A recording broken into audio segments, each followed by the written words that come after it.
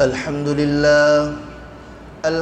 لله نحمده ونستعينه ونستغفره ونعوذ بالله من شرور أنفسنا ومن سيئات أعمالنا من يهده الله فلا مضل له ومن يضلله فلا هادي له ونشهد أن لا إله إلا الله وحده لا شريك له ونشهد أن محمدا عبده ورسوله أما بعد فأعوذ بالله من الشيطان الرجيم بسم الله الرحمن الرحيم فلما ذاقا الشجرة بدت لهما سوآتهما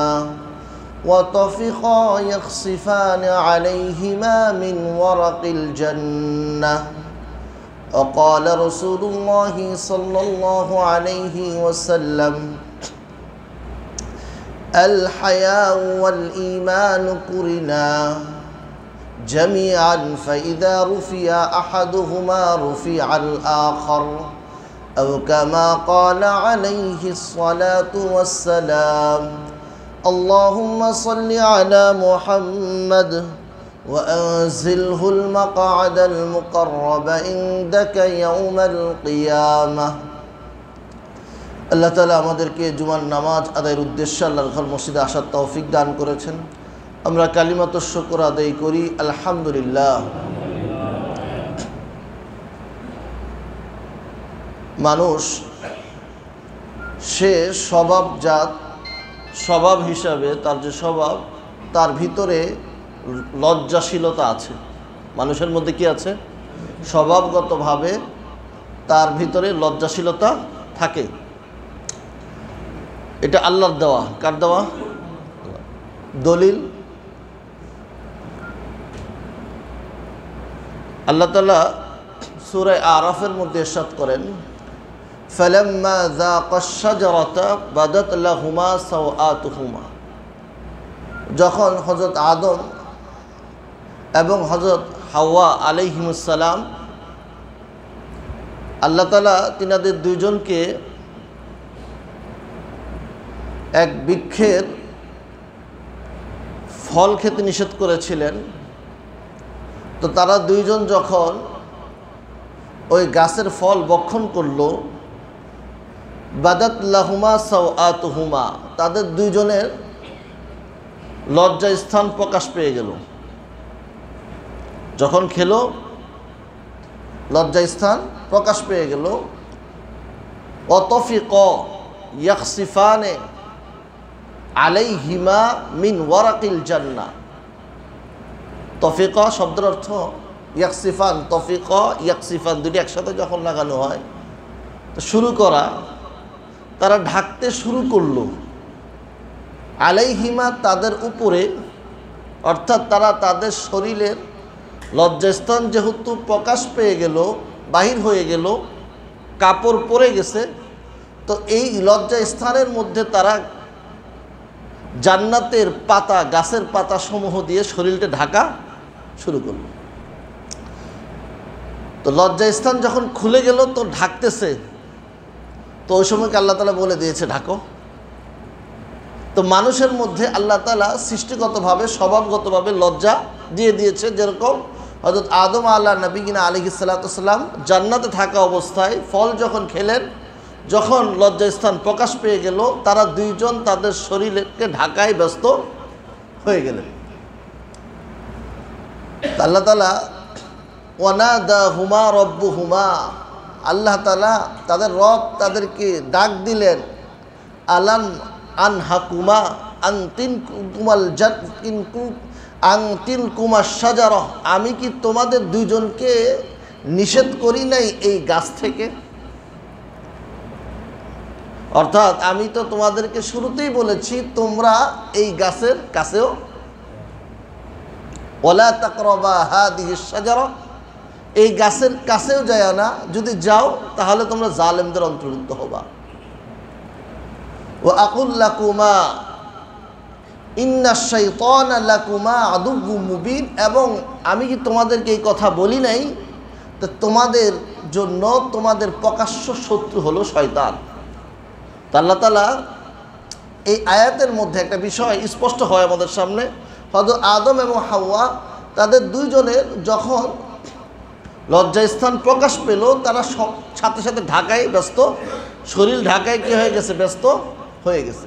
তো মানুষ স্বভাবগতভাবেই তারা লজ্জাশীল হয়। এখন কথা হলো, তার লজ্জা যদি চলে যায় অন্য কাউ, তার স্বভাবই নষ্ট, তার কি নষ্ট, ভিতরে নষ্ট হয়ে গেছে। এই কারণে তার কাছে এগুলো কিছুই মনে হয় না। এখন আসি এরপরে, ইসলামের বৈশিষ্ট্য হলো লজ্জা থাকা। ইসলামের বৈশিষ্ট্য হলো কি থাকা? দলিল নবী সাল্লাল্লাহু আলাইহি ওয়াসাল্লামের হাদিস, লিকুল্লি দীনিন খুলুকান, প্রত্যেক ধর্মের একটা চরিত্র বৈশিষ্ট্য থাকে। প্রত্যেক ধর্মের একটা চরিত্র এবং বৈশিষ্ট্য থাকে। তো আল্লাহ রাসূল সাল্লাল্লাহু আলাইহি ওয়াসাল্লাম বলেন, ওয়া ইন্না খুলুকাল ইসলাম আল হায়া, আর ইসলামের চরিত্র বৈশিষ্ট্য হলো লজ্জা। ইসলামের চরিত্র এবং বৈশিষ্ট্য লজ্জা। লিকুল্লি দীনিন খুলুকান, প্রত্যেক ধর্মের জন্য একটা চরিত্র বৈশিষ্ট্য থাকে।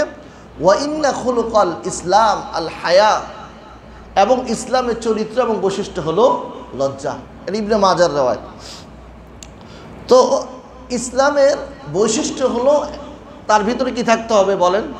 একজন মুসলমান যেহেতু সে ইসলাম গ্রহণ করে সে মুসলমান হয়েছে, নিজেকে আত্মসমর্পণ করেছে, তার ভিতরে সে মুসলিম হওয়ার কারণে তার মধ্যে কি থাকতে হবে বলেন না? লজ্জা থাকতে হবে। তার ভিতরে কি থাকতে হবে? লজ্জা থাকতে হবে। এবার আসি আমরা, লজ্জা এটা ঈমানের অঙ্গ। লজ্জা কিসের অঙ্গ? ঈমানের অঙ্গ। অর্থাৎ মুমিন যে হবে তার মধ্যে লজ্জা থাকতেই হবে। নবী সাল্লাল্লাহু আলাইহি ওয়াসাল্লামের হাদিস, নবী সাল্লাল্লাহু আলাইহি ওয়াসাল্লাম বলেন, আল ঈমানু বিযউন ওয়া সাবউনা শুবা, ঈমানের শাখা 70-এর অধিক। ফাআফদালুহা কাউলু লা ইলাহা ইল্লাল্লাহ, এবং এই শাখার মধ্যে সবথেকে উঁচু শাখা, সবথেকে উঁচু এবং সবথেকে বড় শাখা হলো কাউলু লা ইলাহা ইল্লাল্লাহ, আল্লাহ ছাড়া আর কোনো ইলাহ নাই, এই কথার সাক্ষ্য দেওয়া। ঈমানের সবথেকে উঁচু শাখার নাম কি? ঈমান। ঈমানের সবথেকে বড় উঁচু শাখা হইল লা ইলাহা ইল্লাল্লাহ। ওয়া আদনাহা ইমাতাতুল আযা আনিত তরিকি, এবং ঈমানের সবথেকে নিচের শাখা হইল রাস্তা থেকে কষ্টদায়ক জিনিস সরায় দেওয়া। তো রাস্তা থেকে কষ্টদায়ক জিনিস সরায় দেওয়া, এটা হলো ঈমানের শাখার মধ্যে সবথেকে নিচের শাখা। 70-এর অধিক। তো 70-এর অধিক যেহেতু, সবথেকে উপরেরটা হইল লা ইলাহা ইল্লাল্লাহ, আর সবথেকে নিচে হইল রাস্তা থেকে কষ্টদায়ক জিনিস সরায় দেওয়া। নবী সাল্লাল্লাহু আলাইহি ওয়াসাল্লাম একটা হাদিস, নবী সাল্লাল্লাহু আলাইহি ওয়াসাল্লাম বলেন, বাইনামা রাজুলুন ইয়ামশি বিত-তরিক, কোনো মানুষ রাস্তায় চলে, ফাওয়াজাদা গুসনা শাওকাতি, সে রাস্তায় চলার অবস্থার মধ্যে, রাস্তার মধ্যে সে গাছের কাঁটা পায়। গুসনা শাজারাতি, গাছের কাঁটা সে পায়। তো গাছের কাঁটা যেহেতু সে পাইল, তো এক রাওয়ায়াতের মধ্যে ফাআখারাহু, আরেক রাওয়ায়াতে ফাআখাযাহু, সে এটাকে নিয়ে নিল, অর্থাৎ সরাইয়া দিল। একটার মধ্যে আছে সরাইয়া দিল, আরেকটা সে এখান থেকে উঠাইয়া নিল। তো মানুষ সে রাস্তায় চলতেছে, রাস্তা চলার অবস্থার মধ্যে সে কী পাইল? কাঁটা পাইল। আর এই কাঁটাটাকে সে কি করলো? সরায় ফেললো। তো এখন সে পাওয়ার পরে সরায় ফেললো, অর্থাৎ রাস্তা থেকে এই কাঁটাটা তার পায়ে বিঁধে নাই, বা এই জিনিসটা তার পায়ে লাগে নাই, এই ইটের কঙ্করটা বেঁকা জিনিস পড়ে আছে রাস্তার মাঝখানে, তার পায়ে লাগে নাই, তার গাড়ির নিচে পড়ে নাই, তার হুন্ডার নিচে পড়ে নাই, আরেকজনের তো পড়তে পারে। সে দেখে এটাকে কী করলো? সরায় দিল। ফাশাকারাল্লাহু লাহু, এই বান্দার এই কাজটাকে আল্লাহ তাআলা কি করে? প্রশংসনীয়ভাবে বান্দা আল্লাহ তাআলা বান্দার শুকরিয়া আদায় করে, অর্থাৎ বান্দার কাজটা কি হয়েছে, ভালো হয়েছে। তো ফাসনা আলী এই হাদিসের ব্যাখ্যার মধ্যে লিখেছে আল্লাহ তাআলা এই বান্দার প্রশংসা করে, এই বান্দার কাজটা কি হয়েছে, অনেক ভালো কাজ, সে প্রশংসিত একটা কাজ করেছে। ফাগফার লাহু, এবং আল্লাহ তাআলা এই বান্দাকে মাফ করে দেয়। তো সব থেকে নিম্ন শাখা যেটা, রাস্তা থেকে কি সরায় দেওয়া, কষ্টদায়ক জিনিস সরায় দেওয়া। এই ব্যাপারে হাদিস কি পাইলাম আমরা, আল্লাহ নবী সাল্লাল্লাহু আলাইহি ওয়াসাল্লাম বলেছেন যে কোনো মানুষ রাস্তায় চলে আর রাস্তার মধ্যে সে গাছের কাটা পায় আর এটাকে সে সরায় দেয়, যেই কারণে আল্লাহ তাআলা তার প্রশংসা করে এবং তার গুনাহ মাফ করে দেয়। তা আমাদের অবস্থা হলো রাস্তার মধ্যে ফালাই জোরে জোরে, তো জানলা দিয়ে ফালাইছি, রাস্তায় ফালাইছি, কি দিয়ে ফালাইছি বলি, জানলা দিয়ে ফালাইছি। তো কই পড়ছে জিনিসটা যায়, জানলা দিয়ে ফালাইছি, রাস্তায় ফালাইছি নাকি? তো জানলাটা কোথায়, জানলাটা কোথায়, আরশে আজিমে জানলাটা কোথায়? আমি জানলা দিয়ে ফালাইছি, আমি বারান্দা দিয়ে পানি ফালাইছি। তো কই পড়ছে না পড়ছে, কার মাথায় পড়ছে, কার পিঠের মধ্যে পড়ছে, এগুলো দেখার সময় নেই।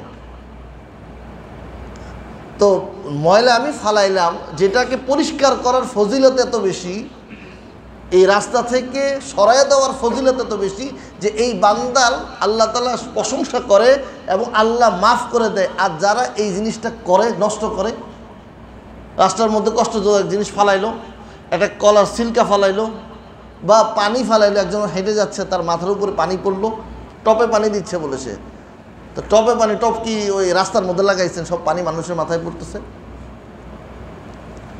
তো এটা মানুষকে কষ্ট দিচ্ছি না আমি? তো এই যে মানুষকে কষ্ট দিলাম, তো রাস্তা থেকে পরিষ্কার করার ফজিলত এত বেশি যে আল্লাহ এই বান্দার প্রশংসা করে এবং এই বান্দার গুনাহ মাফ করে দেয়। আর যারা এগুলোকে নষ্ট করলো, মানুষকে কষ্ট দিল, তার অবস্থাটা কি হবে বলেন? আল্লাহ তাআলা আমাদের সবাইকে হেফাজত করুন। তো ইমানের সবথেকে উঁচু শাখা, চূড়া হইল লা ইলাহা ইল্লাল্লাহ, এবং সবথেকে নিম্ন শাখা হইল রাস্তা থেকে কষ্টদায়ক জিনিস সরায় দেওয়া। এবং রাসূল সাল্লাল্লাহু আলাইহি ওয়াসাল্লাম বলে আল হায়াউ শুবাতুম মিনাল ঈমান, আর লজ্জা হলো ঈমানের অঙ্গ। লজ্জা কিসের অঙ্গ? লজ্জা হলো ঈমানের অঙ্গ। নবী সাল্লাল্লাহু আলাইহি ওয়াসাল্লাম একটা হাদিস, আল্লাহ নবী সাল্লাল্লাহু আলাইহি ওয়াসাল্লাম বলেন আল হায়াউ ওয়াল ঈমানু কুরিনা জামিআন, ঈমান এবং লজ্জাকে, দুইটাকে একসাথে, লজ্জা এবং ঈমান দুইটাকে একসাথে রাখা হয়েছে। কুরিনা, একটাকে আরেকটার সাথে লাগাই দেওয়া হয়েছে। করনুন শব্দের অর্থ করা না, তো একটাকে আরেকটার সাথে লেগে থাকা। করিন, করিন হলো বন্ধু। করিন কাকে বলা হয়? বন্ধুকে, কারণ বন্ধু তার আরেক বন্ধুর সাথে কি থাকে, লাগা থাকে। তো কুরিনা জামিআন, এই ঈমান এবং লজ্জা এই দুইটাকে একটাকে আরেকটার সাথে লাগায় রাখা হয়েছে। ফাইদা রুফিয়া আহাদুহুমা রুফিয়াল আখর, এই ঈমান এবং লজ্জা থেকে কোনো একটা যদি উঠা যায় তো দ্বিতীয়টা উঠে যাবে। ঈমান উঠে গেলে লজ্জা থাকবে না, লজ্জা উঠে গেলে ঈমান, ঈমান উঠে গেলে কি থাকবে না, লজ্জা থাকবে না, লজ্জা উঠে গেলে ঈমান থাকবে না। আমি লজ্জাশীল, তো আপনি এমন লজ্জা করেন যে আপনার ভিতরে লজ্জা নাই, আমরা দেখতেছি, না আমি তো লজ্জাশীল। আরে ভাই, আপনার তো লজ্জাই নেই।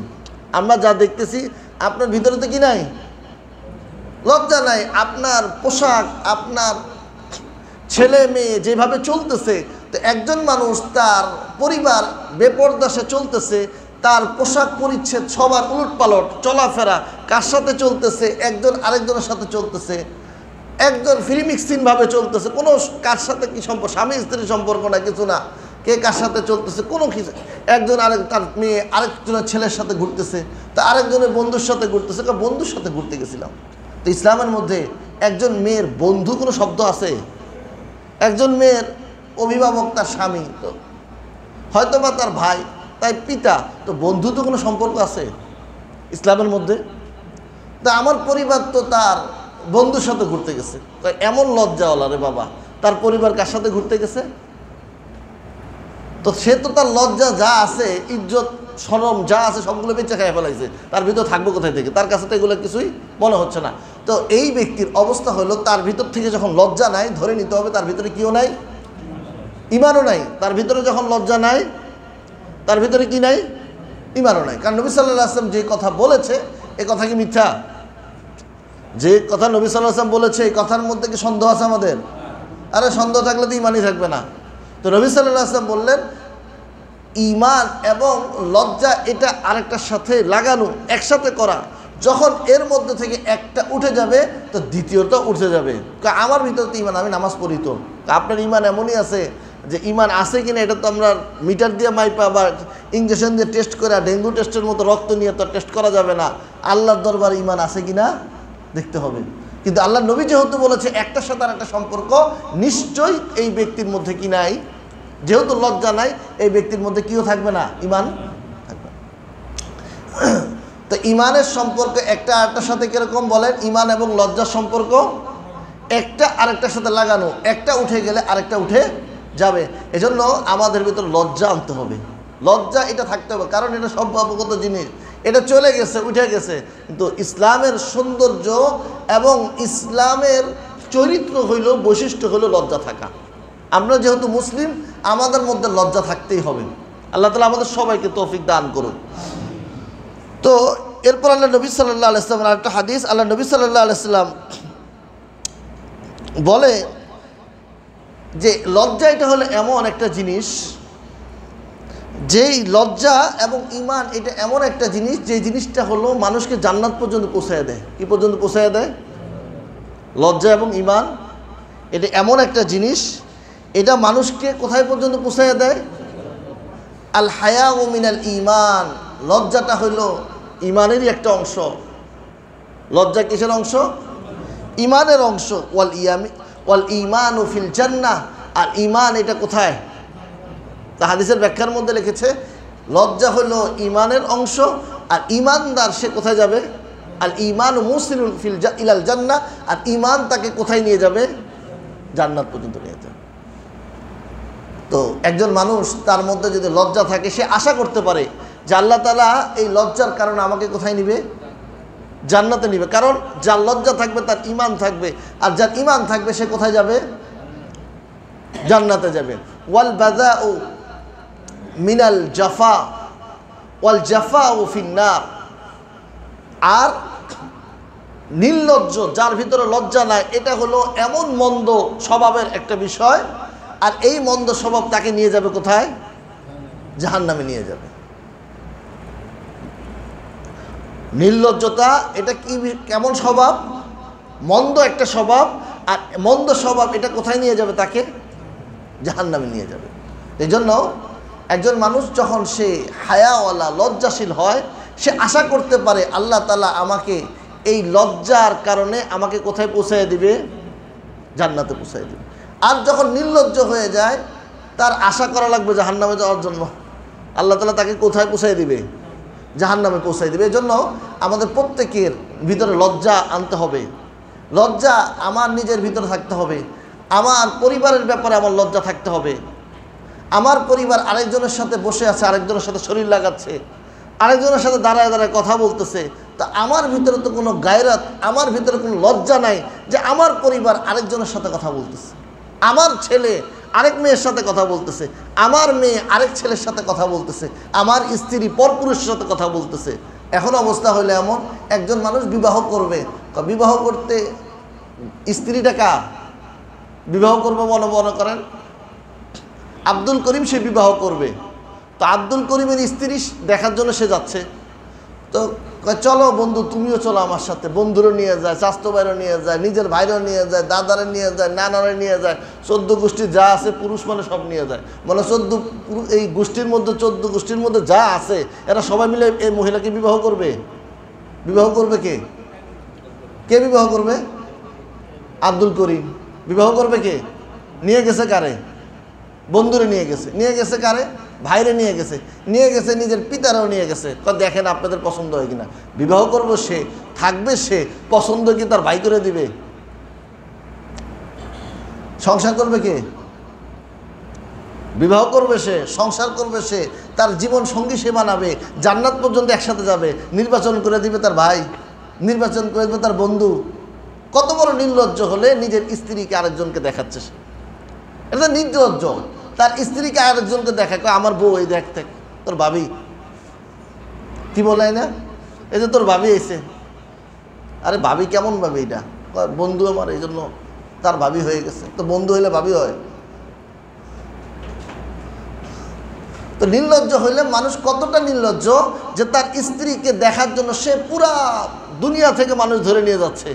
বিবাহ করবে যে ইসলামের মধ্যে বৈধতা দিয়েছে একজন পুরুষ যে বিবাহ করার বিবাহ প্রত্যাশী, সে একমাত্র ওই নারীকে দেখতে পারবে যাকে সে বিবাহ করতে চায়। কে দেখতে পারবে? একমাত্র যে বিবাহ করবে। বাবা দেখতে পারবো না, বাবা বিবাহ করতে গেছে। দাদা দেখতে পারবো না, নানা দেখতে পারবো না, দাদা নানা বিবাহ করতে গেছে। অনুমতি দিয়েছে শরীয়তের মধ্যে, আল্লাহ রাসূল সাল্লাল্লাহু আলাইহি ওয়াসাল্লাম হাদিসের মধ্যে পাওয়া যায় যে একমাত্র ওই ব্যক্তি দেখতে পারবে এই নারীকে, পরনারী। এ তো পরনারী, বিবাহর উদ্দেশ্যে দেখার অনুমতি দেওয়া হয়েছে, জায়েজ করা হয়েছে শুধু একমাত্র যে বিবাহ করবে তার জন্য, সে দেখতে পারবে। এতটুকু। আল্লাহ তাআলা আমাদের সবাইকে বোঝার তৌফিক দান করুক। তো নির্লজ্জ এটা হলো মানুষদেরকে কোথায় পৌঁছায় দেয় বলেন? জাহান্নামে পৌঁছায় দেয়। আর লজ্জা মানুষদেরকে কোথায় পৌঁছায়? জান্নাতে পৌঁছায়। লজ্জা এটা ভালো একটা গুণ। লজ্জা একটা এত ভালো গুণ, যার ভিতরে লজ্জা থাকে আল্লাহ তাকে মহব্বত করে।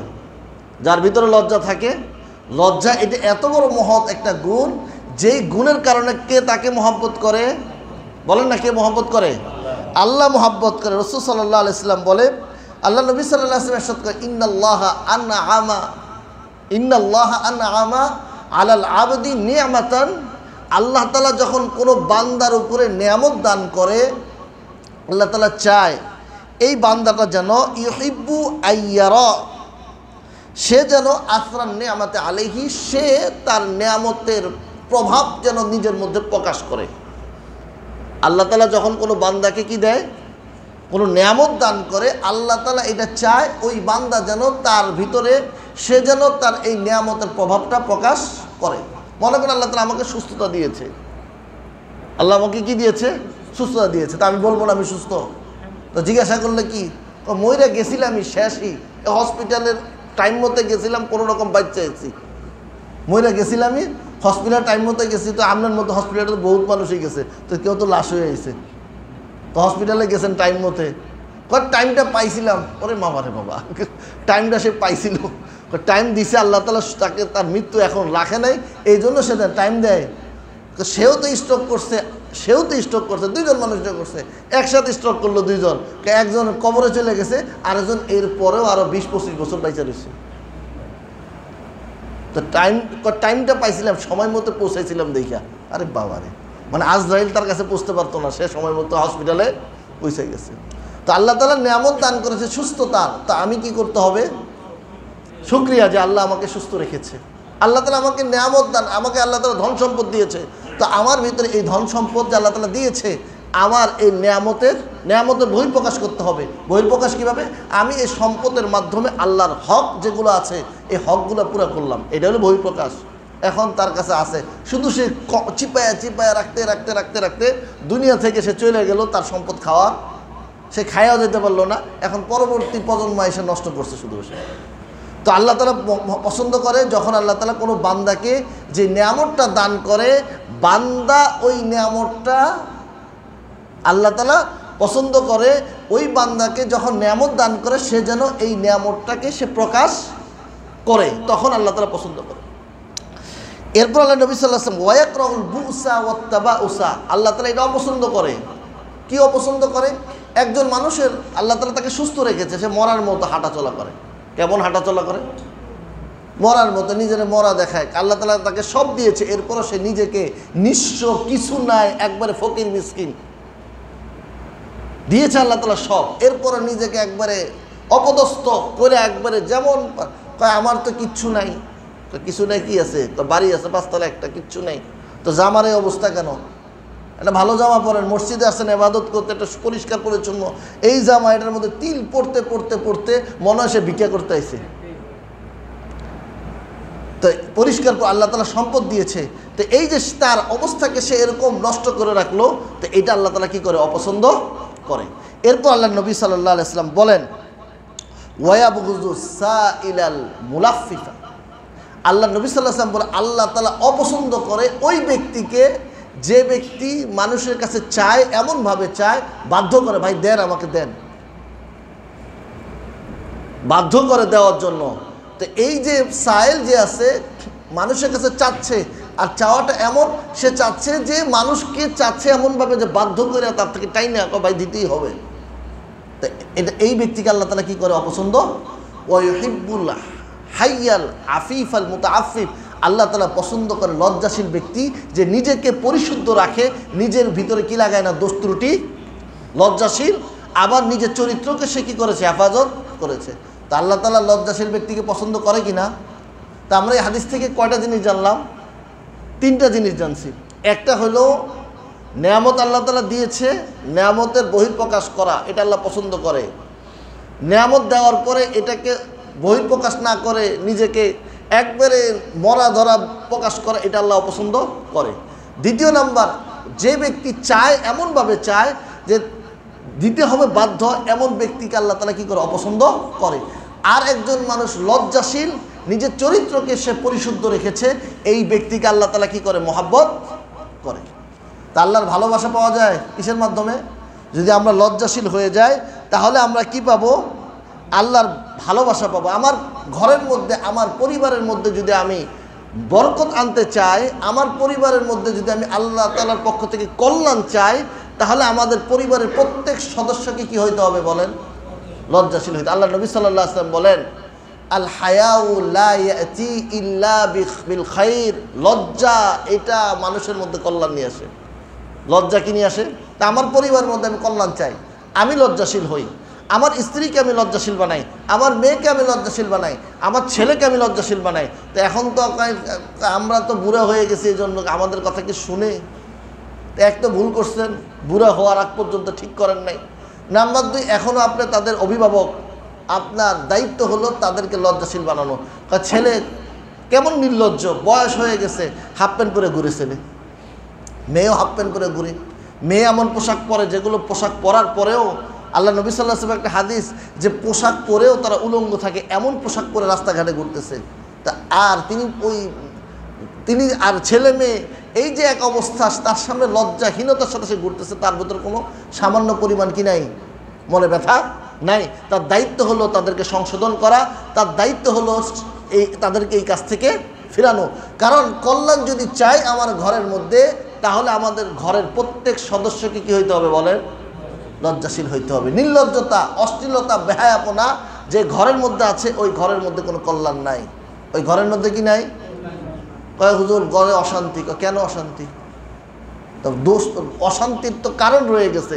ঘরের প্রত্যেকটা মানুষ তাদের ভিতরে লজ্জা নাই, তো অশান্তি তো হবেই। যদি শান্তি কিছু থাকে থাকে এটাও ভাগবো, কারণ শান্তি রাখার মতো, এই ঘরে শান্তি থাকার মতো কোনো কি নাই, সুযোগ নাই। তো ঘরে কল্যাণ যদি চাই, ঘরের প্রত্যেক সদস্যকে কি হইতে হবে বলেন? লজ্জাশীল হইতে হবে। আমার স্ত্রী বেপরদা চলতেছে, তা আমি কি লজ্জাশীল? আমার ভিতরে লজ্জা আছে? আল্লাহ নবী সাল্লাল্লাহু আলাইহি ওয়াসাল্লাম তো এই সমস্ত ব্যক্তিকে বলছে, যার ছেলে, তার স্ত্রী, মেয়ে যারা নির্লজ্জভাবে ঘুরে, এদেরকে তো দাইয়ুস বলছে। কি বলছে আল্লাহ নবী? এদেরকে কি বলছে? দাইয়ুস বলছে। আর দাইয়ুসের ঠিকানা জান্নাত না। দাইয়ুসের ঠিকানা কোথায় না? দাইয়ুসের ঠিকানা কোথায় না? কারে মানিক দিতে আছে, সমস্যা কি? আমার তো এখানে স্থায়ী ঠিকানা, তা আমার জান্নাত দিয়ে কী হবো? কোথায় আছি আমি? মানিক দিয়ে আমার এখন স্থায়ী ঠিকানা, আমার জান্নাত দিয়ে কী হবো? মানিক দিই। মানুষের মূল ঠিকানা কোনটা? জান্নাত, জাহান্নাম। আর দাইয়ুসের ঠিকানা কোনটা না? জান্নাত না। বিবাহ করে সুন্দর মধ্যে ছেলে বিবাহ করছে, তার স্ত্রী ছবি দিয়া, আজকে শুভ বিবাহ আমাদের। আরে তোমার স্ত্রী, তোমার মেয়ের ছবি দিয়া আলহামদুলিল্লাহ আমার মেয়ে এসএসসি পরীক্ষা, এইচএসসি পরীক্ষা পাস করছে, তো ছবি দেওয়ারও তো দরকার আছে। ছবি দিয়া এখন আপনার মেয়ে যতজন দেখবে, যত মানুষে গুনাহ করলো, যতজন দেখে তাদের মনের মধ্যে মনে কামনা সৃষ্টি হবে, এই সমস্ত গুনার ভাগ আপনিও পাবেন, যেহেতু আপনি তাকে এই কাজে করতে উদ্বুদ্ধ করেছেন। আল্লাহ তাআলা আমাদের সবাইকে এরকম গুনাহ থেকে বেঁচে থাকার তৌফিক দান করুক, এবং প্রত্যেককে ঈমানের মতো গুণ, ঈমানের সঙ্গী এমন গুণ অর্থাৎ লজ্জা, এটা আমাদের প্রত্যেকের ভিতরে অর্জন করার তৌফিক দান করুক। ওয়া আখিরু দাওয়ানা আলহামদুলিল্লাহ।